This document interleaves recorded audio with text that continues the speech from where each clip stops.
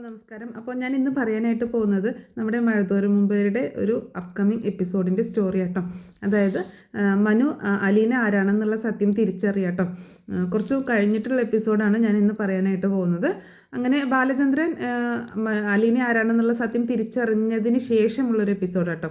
അങ്ങനെ ബാലചന്ദ്രനാണ് ആദ്യമായിട്ട് ആരാണ് അലീന എന്നുള്ള കാര്യം തിരിച്ചറിയുന്നത്. അങ്ങനെ അലീനയോട് ഭയങ്കര ആദ്യമൊക്കെ ബാലചന്ദ്രനെ ഭയങ്കര ഡെസ്പായിട്ടുണ്ടായിരുന്നെങ്കിലും പിന്നീട് വൈജയന്തി ഇതൊന്നും അറിയാതെയാണ് അലീനയോട് ഭയങ്കര ക്രൂരത കാണിക്കുന്നത്. അപ്പം അവൾക്കുള്ള ഏറ്റവും വലിയ ശിക്ഷ തന്നെയാണ് ഇത് എന്ന് ബാലചന്ദ്രൻ തീരുമാനിക്കട്ടോ.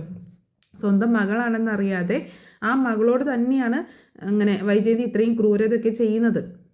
അപ്പോൾ എന്താണെങ്കിലും ആ ക്രൂരത അലീനയോട് ചെയ്യുന്നത് അവൾ സത്യമെല്ലാം അറിയുന്ന ഒരു ദിവസം ഇതൊക്കെ ഓർത്ത് പശ്ചാത്തപിക്കുമല്ലോ. അപ്പോൾ അതാണ് അവൾക്ക് കിട്ടാവുന്ന ഏറ്റവും വലിയ ശിക്ഷ എന്ന് ബാലചന്ദ്രൻ സ്വയം അങ്ങനെ മനസ്സിൽ ഒതുക്കി വെച്ചുകൊണ്ട് അങ്ങനെ ചിന്തിച്ചുകൊണ്ട് മുന്നോട്ട് പോവാട്ടോ. പക്ഷെ അലീനയോട് ഭയങ്കര സ്നേഹമാണ്, അലീന ഭയങ്കര കാര്യമാട്ടോ ബാലചന്ദ്രന്. എന്താണെന്ന് വെച്ചാൽ ഒരു മകളോടെന്ന പോലെ തന്നെ സ്നേഹമാണ്. പക്ഷേ പല സമയത്തും വൈജയന്തി അതിനെയൊക്കെ സംശയത്തോടെ നോക്കുന്നു ചെയ്യുന്നുണ്ട് കേട്ടോ. ബാലചന്ദ്രനും അലീനയും തമ്മിലുള്ള ബന്ധത്തിൽ ഒരുപാട് പ്രശ്നങ്ങളുണ്ട്. അതായത് അതിനെ സംശയത്തോട് കൂടിയിട്ട് നോക്കുകയാണ്. അലീന ബാലചന്ദ്രനെ വശീകരിച്ചെടുക്കുകയാണ്. അങ്ങനെയുള്ളൊരു പെൺകുട്ടിയായിട്ട് കാണുകയും ബാലചന്ദ്രൻ ഇവളോട് സംസാരിക്കുന്നതിനൊക്കെ ദേഷ്യപ്പെടുകയും ഒച്ചപ്പാടും ബഹളം ഉണ്ടാക്കുകയൊക്കെ ചെയ്യുന്നുണ്ട്. ആ സമയത്തൊക്കെ സംയമനം പാലിച്ചിട്ടിരിക്കുക കേട്ടോ നമ്മുടെ ബാലചന്ദ്രൻ. കാരണം ബാലചന്ദ്രന് മാത്രമേ അറിയുള്ളൂ ആ സമയത്ത് ആരാണ് അലീന എന്നുള്ളത്. അങ്ങനെ എന്താണെങ്കിലും അങ്ങനെ മുന്നോട്ട് പോയിരിക്കുന്ന സമയത്താണ് മനു അലീനയും തമ്മിൽ പ്രണയത്തിലാവുന്നത് കേട്ടോ. അപ്പം മനു അലീനയും തമ്മിൽ പ്രണയത്തിലാവുകയും ആദ്യമൊക്കെ ആരും അറിയുന്നില്ല കേട്ടോ ഇവർ തമ്മിൽ ഇങ്ങനെ ഇഷ്ടമുണ്ടോ എന്നുള്ളത്. മുത്തശ്ശിക്ക് മാത്രമേ ഒരു സംശയം ഉണ്ടായിരുന്നുള്ളൂ. മുത്തശ്ശി മാത്രമാണ് അതിനെ സപ്പോർട്ടും ചെയ്തിരുന്നത് ചെറുതായിട്ടുള്ള രീതിയിൽ. പക്ഷേ മുത്തശ്ശി ഒരുപാട് ഇതൊക്കെ എല്ലാവരും അറിയുമ്പോൾ ഭൂകമ്പം ഉണ്ടാവുമല്ലോ, ഒരുപാട് പ്രശ്നങ്ങളൊക്കെ ഉണ്ടാവുമല്ലോ എന്ന് മുത്തശ്ശിയും പേടിക്കുന്നുണ്ട്. കാരണം കമല ഒരിക്കലും ഇങ്ങനെ ഒരു പെണ്ണിനെ മനുവിനെ കൊണ്ട് കല്യാണം കഴിപ്പിക്കാൻ സമ്മതിക്കത്തില്ല, വൈജയന്തിയും സമ്മതിക്കത്തില്ല. പക്ഷേ എന്തൊക്കെ സംഭവിച്ചാലും ഇവർ ഒരുമിക്കും എന്നുള്ള രീതിയിൽ തന്നെയാണ് നിൽക്കുന്നത് മനു കേട്ടോ. അലീനയ്ക്കും വേറെ പ്രശ്നങ്ങളൊന്നുമില്ല. കാരണം അലീന ആരാണെന്ന് അലീനയ്ക്ക് അറിയാവുന്നത് കൊണ്ട് ഈ പ്രണയത്തിൽ അലീനയും ഇങ്ങനെ വീണ് പോവുകയാണ്. അവൾക്ക് ഇഷ്ടമുണ്ട് മനുവിനെ കല്യാണം കഴിക്കാനൊക്കെ. പക്ഷെ ഒരുപാട് പ്രശ്നങ്ങളുണ്ടാകും എന്ന് അലീനയ്ക്ക് അറിയാം. എന്നാലും അലീന മനുവിനോടുള്ള ഇഷ്ടം അങ്ങനെ മനസ്സിൽ കൊണ്ടു നടക്കുക കേട്ടോ. പരസ്പരം അവർ പ്രണയം തുറന്ന് പറയും. ആ ഒരു എപ്പിസോഡൊക്കെ ഭയങ്കര രസമാണ്. അതൊക്കെ കുറേ കഴിഞ്ഞിട്ടാട്ടോ അലീന പ്രണയം തുറന്ന് പറയുന്നത്. പക്ഷേ മനുവിൻ്റെ ഉള്ളിലുള്ള പ്രണയം ഇങ്ങനെ പൂത്തുലഞ്ഞ് അങ്ങനെ പൂമ്പാറ്റിയായിട്ട് പറന്ന് നടക്കുകയാണ്. അങ്ങനെ മനു ഇങ്ങനെ അലീനയെ മാത്രം സ്വപ്നം കണ്ടുകൊണ്ട് എന്തായാലും ഫോണൊക്കെ ശരിയാക്കി കൊടുത്തല്ലോ. അപ്പം മനു ഇടയ്ക്ക് ഫോൺ വിളിക്കുകയും അങ്ങനെ സംസാരിക്കുകയും ഒക്കെ ചെയ്യാറുണ്ട് കേട്ടോ. അങ്ങനെ ഇരിക്കുകയാണ് ഈ പ്രശ്നങ്ങളൊക്കെ ഭയങ്കര കോലാഹലമാവുന്നത് കേട്ടോ. മനുവിന് വീട്ടിൽ കല്യാണാലോചന വന്നു കേട്ടോ. മനുവിന് വീട്ടിൽ കല്യാണം ആലോചിക്കുകയാണ്. അപ്പോൾ മനു ഏതായാലും എറണാകുളത്തേക്ക് ജോലി മാറ്റിയല്ലോ, ഇൻഫോ പാർക്കിലേക്ക്. അപ്പോൾ അവിടെ ജോലിയൊക്കെ ആയതിനു ശേഷം ഇനി എന്തായാലും ഒരുപാട് വെച്ച് താമസിപ്പിക്കേണ്ട, മനുവിനെ അങ്ങ് കല്യാണം കഴിപ്പിച്ചേക്കാം എന്നൊക്കെയുള്ള രീതിയിൽ ധാരണയിൽ സംസാരിക്കുക കേട്ടോ കമലയും വൈജയും കൂടെ.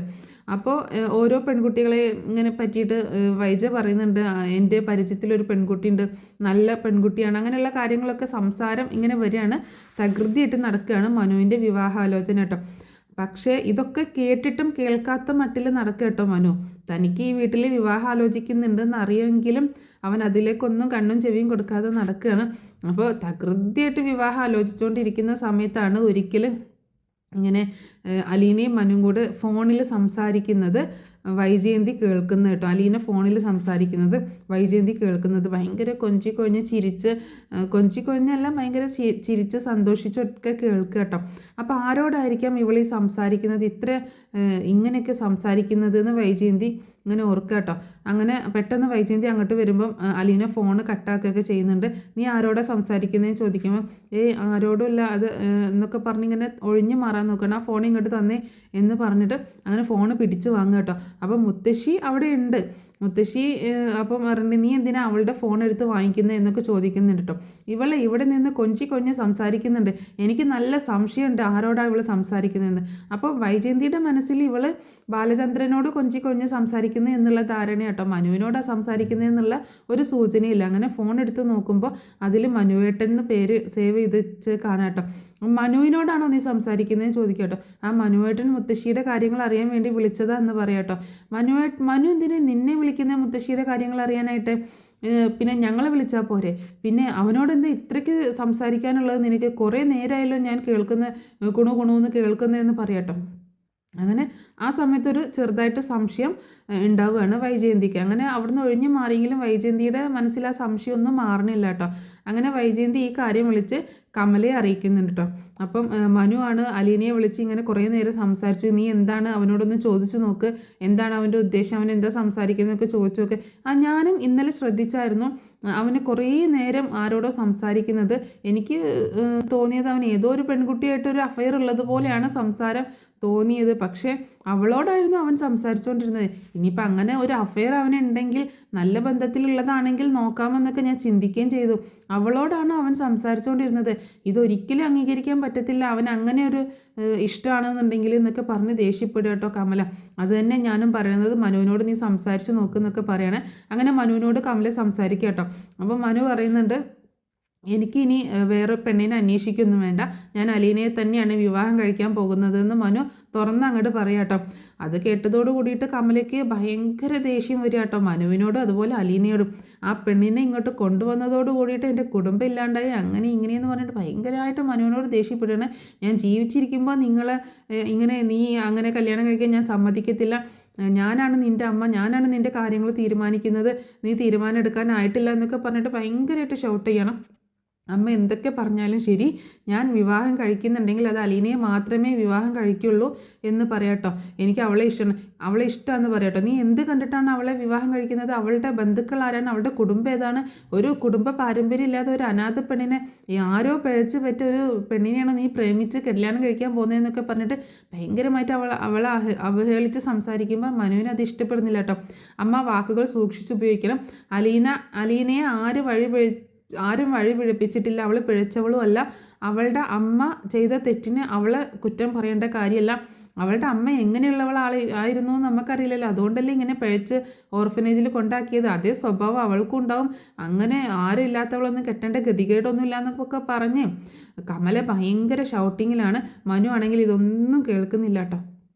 മനു അലീനയെ തന്നെ വിവാഹം കഴിക്കുള്ളൂ എന്നുള്ള വാശിയിലാണ്.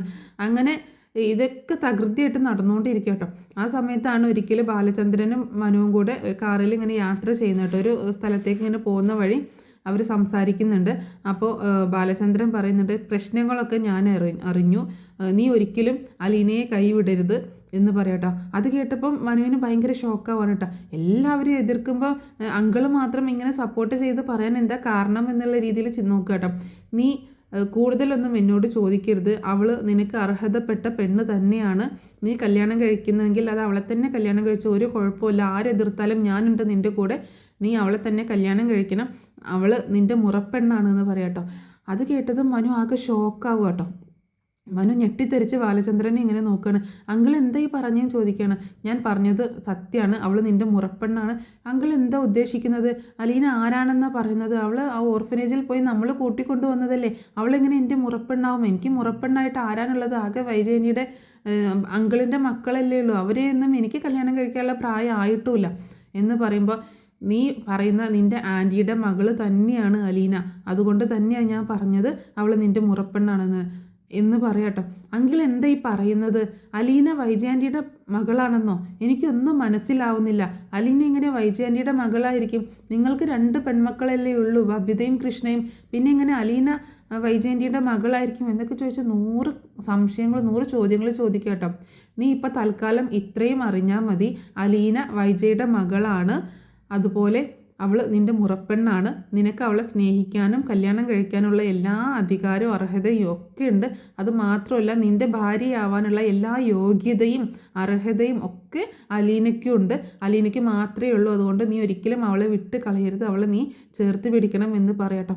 ഇതെല്ലാം കേട്ട് ആകെ ഞെട്ടിത്തെറിച്ചിരിക്കുകയാണ് മനുവിൻ്റെ മനസ്സിൽ 100 സംശയങ്ങളുണ്ട് കേട്ടോ, കുറേ സംശയങ്ങളുണ്ട്. അപ്പോൾ മനു ചോദിക്കുന്നുണ്ട്, അങ്കിൾ എനിക്കൊന്നും മനസ്സിലാവുന്നില്ല, അങ്കിൾ എന്താ പറയുന്നത് എന്ന് എനിക്കൊന്നും മനസ്സിലാവില്ലെന്നില്ല എന്ന് പറയുമ്പോൾ മനു എനിക്കും ഒന്നും മനസ്സിലാവുന്നില്ല, എന്തൊക്കെയാണ് സംഭവിച്ചതെന്നോ സംഭവിക്കാൻ പോകുന്നതെന്നോ എനിക്കും ഒന്നും അറിയില്ല.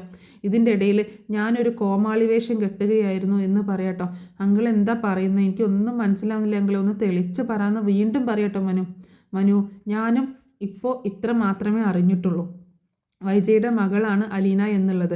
അതിൻ്റെ കൂടുതൽ കാര്യങ്ങളൊന്നും ഞാൻ അറിഞ്ഞിട്ടില്ല, ഞാൻ ആരോടും അതിനെപ്പറ്റി ചോദിച്ചിട്ടുമില്ല. ശിവേട്ടനൊക്കെ പുറത്തല്ലേ, ഫോൺ വിളിച്ച് ചോദിക്കുന്നതിനൊക്കെ പരിധിയില്ലേ. പിന്നെ നിൻ്റെ വല്യച്ഛനും ചെറിയച്ഛനും ഒക്കെ ഉണ്ടല്ലോ, അവരൊക്കെ വരട്ടെ, എന്താ സംഭവം. ചോദിക്കേണ്ട ആൾ നിൻ്റെ മുത്തശ്ശനായിരുന്നു, മുത്തശ്ശൻ മരിച്ചുപോയി. പിന്നെ മുത്തശ്ശിയാണെങ്കിൽ വയ്യാണ്ട് കിടക്കണം. ആ സമയത്ത് അമ്മയുടെ അടുത്ത് പോയി ബുദ്ധിമുട്ടിക്കണ്ടെന്ന് കരുതിയിട്ട് ഞാൻ ഒന്നും ചോദിക്കാൻ പോയിട്ടില്ല. പക്ഷേ ഇതിൻ്റെ സത്യാവസ്ഥ എന്താണെങ്കിലും എനിക്ക് അറിയുക തന്നെ വേണം, ഞാൻ അതറിയും. പക്ഷേ ഇപ്പം നീ ഇത്രയും മനസ്സിലാക്കിയാൽ മതി, ഇതിൻ്റെ പുറകിലുള്ള കാര്യങ്ങളൊന്നും എനിക്കും അറിയില്ല. നീ പിന്നെ കുഞ്ഞല്ലേ, നിനക്കും അറിയത്തില്ലല്ലോ. അതുകൊണ്ട് എന്തൊക്കെയാണെങ്കിലും നമുക്കിതിൻ്റെ സത്യാവസ്ഥയൊക്കെ കണ്ടുപിടിക്കാം. പക്ഷേ അലീന വൈജയുടെ മകൾ തന്നെയാണ്, നിൻ്റെ മുറപ്പെണ്ണാണ് എന്ന് ഉറപ്പാണ്. അവൾ അത് അറിഞ്ഞു വെച്ചുകൊണ്ട് തന്നെയാണ് ഇങ്ങോട്ടേക്ക് വന്നത്. അവളുടെ ബ്രിജിത്ത മമ്മി അവളെ ഇങ്ങോട്ടേക്ക് പറഞ്ഞയച്ചത് നിൻ്റെ അമ്മയുടെ അടുത്തേക്കാണെന്ന് പറഞ്ഞിട്ടാണ്. നിൻ്റെ മുത്തശ്ശൻ വെറുതെ അല്ല അവിടെ പോയിട്ട് അലീനയെ സെലക്ട് ചെയ്ത് കൂട്ടിക്കൊണ്ടുവന്നത് എന്ന് പറയാട്ടോ. ശരിയാ, മുത്തശ്ശൻ എന്നോട് പറഞ്ഞിട്ടുള്ളത് ജോലിക്ക് നിർത്തുന്നു എന്നല്ല, അലീനയെ നമ്മൾ ദത്തെടുക്കുന്നു എന്നാണ്. അത് ഞാനും നീയും മാത്രം അറിഞ്ഞാൽ മതിയെന്ന് മുത്തശ്ശൻ പറഞ്ഞിട്ടുണ്ടായിരുന്നു എന്ന് പറയാട്ടോ. കുഞ്ഞിരാമൻ മേനോനെ ഒന്നും കാണാതെ ഒരു പെൺകുട്ടിയെ പോയി, അതും തിരുവനന്തപുരത്ത് പോയിട്ട് കൂട്ടിക്കൊണ്ടുവരുന്നില്ല എന്ന് അന്നേ ഞാൻ സംശയം പറഞ്ഞില്ലേ, അതൊക്കെ ഇപ്പോൾ സത്യമായില്ലേ. എല്ലാം കൂട്ടി വായിക്കുമ്പോൾ സത്യം തന്നെയാണ്. അപ്പോൾ എന്തൊക്കെയോ വൈജയുടെ ജീവിതത്തിൽ സംഭവിച്ചിട്ടുണ്ട്. എന്നിട്ട് അതൊക്കെ മറച്ചു വെച്ചിട്ട് എൻ്റെ തലയിൽ കെട്ടിവെക്കുകയായിരുന്നു ചെയ്തത് എന്നൊക്കെ പറയാണ് ബാലചന്ദ്രൻ കേട്ടോ. അങ്കിളെ എന്തൊക്കെയാണ്, ഒന്നും എനിക്ക് മനസ്സിലാവുന്നില്ല, എന്തൊക്കെയായിരിക്കാം സംഭവിച്ചിട്ടുണ്ടാകുക ആൻറ്റിയുടെ ജീവിതത്തിൽ എന്നൊക്കെ മനു ഇങ്ങനെ ഇരുന്ന് ആവലാതി കൊള്ളുകയാണ്. എന്താണെങ്കിലും അലീന തൻ്റെ മുറപ്പെണ്ണാണ്, വൈജയുടെ മകളാണ് എന്നറിഞ്ഞതിൽ മനുവിന് ഭയങ്കര സന്തോഷം തോന്നുകയാണ്. ഇനി ആരൊക്കെ എന്തൊക്കെ പറഞ്ഞാലും തനിക്ക് അവളെ വിട്ട് കളയേണ്ട കാര്യമില്ലല്ലോ, ഒരിക്കലും അവളെ വിട്ട് കളയില്ല എന്ന് അങ്കിളിന് വാക്ക് കൊടുക്കട്ടെ. ഞാനുണ്ട് അവൾക്ക്, അവളെ ഞാൻ നോക്കിക്കോളാം. ഈ സത്യം അറിഞ്ഞ സമയത്ത് ഞാനും ആകെ ഷോക്കായതാണ്. പക്ഷേ അവളിലെ നന്മ കണ്ടിട്ടാണ് ഞാൻ അവളെ എൻ്റെ മകളായിട്ട് അംഗീകരിച്ചിട്ട് ഞാൻ അവളെ കൂടെ നിർത്തുന്നത് എന്ന് പറയാണ് ബാലചന്ദ്രൻ. അങ്ങനെ ബാലചന്ദ്രൻ പറയുന്നുണ്ട്, ഇനി ആരൊക്കെ എതിർത്താലും ഞാൻ അവളെ നിനക്ക് വിവാഹം കഴിച്ചു തരും, അവളുടെ അച്ഛൻ്റെ സ്ഥാനത്ത് നിന്നിട്ട് ഞാൻ അവളെ നിനക്ക് വിവാഹം കഴിച്ചു തരും. അതുകൊണ്ട് അതിനെപ്പറ്റി നീ പേടിക്കേണ്ട, നീ ധൈര്യമായിട്ട് മുന്നോട്ട് പോക്കോ, ആരൊക്കെ എന്തൊക്കെ പറഞ്ഞാലും ശരി എന്ന് പറഞ്ഞിട്ട് മനുവിനോട് പറയാട്ടോ. മനുവിനാണെങ്കിൽ എന്താ പറയുക, സന്തോഷം കൊണ്ട് തുള്ളിച്ചാടുന്ന ഒരു അവസ്ഥ കേട്ടോ. കാരണം മനു ഒരിക്കലും പ്രതീക്ഷിക്കാത്ത കാര്യമല്ല ഈ സംഭവിച്ചേക്കുന്നത്. അലീന ഒരിക്കലും തൻ്റെ മുറപ്പെണ്ണാണെന്നോ തൻ്റെ കുടുംബത്തിലെ അംഗമാണെന്നോ ഇതുവരെ അങ്ങനെ ഒരു ചിന്തയോ തോന്നലോ വന്നിട്ടില്ല. അലീനെ കാണുമ്പോൾ തന്നെ ഏതോ നല്ല കുടുംബത്തിൽ ജനിച്ച ഒരു പെങ്കൊച്ചാണെന്നറിയാം, നല്ല സ്വഭാവം നന്മയും ഒക്കെയുള്ള ഒരു പെങ്കൊച്ചാണ്. അതാണ് അവനെ കൂടുതൽ ആകർഷിച്ചത്. അവളുടെ സൗന്ദര്യം ഒന്നുമല്ല, അവളുടെ മനസ്സിൻ്റെ നന്മ അതാണ് മനുവിനെ അലീനയിലേക്ക് കൂടുതൽ ആകർഷിച്ചത് കേട്ടോ. അപ്പോൾ എന്താണെങ്കിലും ഇനിയിപ്പോൾ അവളെ ഞാൻ ഒരിക്കലും വിട്ട് കളയില്ല എന്ന് മനു തീരുമാനം എടുക്കുകയാണ്. അങ്ങനെ മനുവും കൂടെ ഈ സത്യം അറിഞ്ഞിരിക്കുക കേട്ടോ. പക്ഷെ മനു ഒരിക്കലും ഇത് അലീനയോട് ചോദിക്കാനോ പറയാനോ ഒന്നും പോകുന്നില്ല കേട്ടോ. ആദ്യം കുറേ കഴിഞ്ഞിട്ടാണ്, അതൊക്കെ ഒരു എപ്പിസോഡായിട്ട് ഞാൻ പിന്നീട് അപ്ലോഡ് ചെയ്യുന്നതായിരിക്കും. അപ്പോൾ എന്താണെങ്കിലും ഇതൊരു അപ്കമിങ് എപ്പിസോഡിൻ്റെ സ്റ്റോറിയാണ് ഞാൻ പറഞ്ഞിട്ടുള്ളത് കേട്ടോ. ഇത് കുറച്ച് നാൾ കഴിഞ്ഞിട്ടാണ് ഈ എപ്പിസോഡ് വരുന്നത്. അപ്പോൾ ഈ സ്റ്റോറി നിങ്ങൾക്ക് ഇഷ്ടമായിട്ടുണ്ടാവുമെന്ന് ഞാൻ കരുതുകയാണ്. അപ്പോൾ ഇഷ്ടമായിട്ടുണ്ടെങ്കിൽ നിങ്ങളെല്ലാവരും ഒന്ന് സപ്പോർട്ട് ചെയ്യുക കേട്ടോ. ചാനലൊന്ന് സബ്സ്ക്രൈബ് ചെയ്ത് സപ്പോർട്ട് ചെയ്യുക. അങ്ങനെ മനു അലീനയെക്കുറിച്ചുള്ള സത്യങ്ങളൊക്കെ അറിഞ്ഞ സ്ഥിതിക്ക് ഇനി പ്രണയം കൂടുതൽ തീവ്രമായിരിക്കും. മനു അലീനയെ പ്രണയിക്കുന്നത് കൂടുതൽ തീവ്രതയോട് കൂടിയിട്ടായിരിക്കും. അതിനിടെ ഹരിശങ്കറും അതുപോലെ രോഹിത്തൊക്കെ അലീനയെ ഒന്ന് വളയ്ക്കാനായിട്ട് നടക്കുന്നുണ്ട്. ഹരിശങ്കറിൻ്റെ കെണിയിൽ വീഴാൻ പോകുന്ന ഒരു പെൺകുട്ടിയുണ്ട്, അതിൻ്റെ ഒക്കെ സ്റ്റോറി ഉണ്ട് കേട്ടോ. അതൊക്കെ ഞാൻ ഡീറ്റെയിൽ ആയിട്ട് അപ്ലോഡ് ചെയ്യുന്നതായിരിക്കും. അപ്പോൾ എല്ലാവരും ഒന്ന് സപ്പോർട്ട് ചെയ്യാം. അപ്പോൾ നെക്സ്റ്റ് ഒരു അപ്കമിങ് സ്റ്റോറി ആയിട്ട് ഞാൻ വരുന്നതായിരിക്കും. അതുവരേക്കും താങ്ക്സ് ഫോർ വാച്ചിങ്.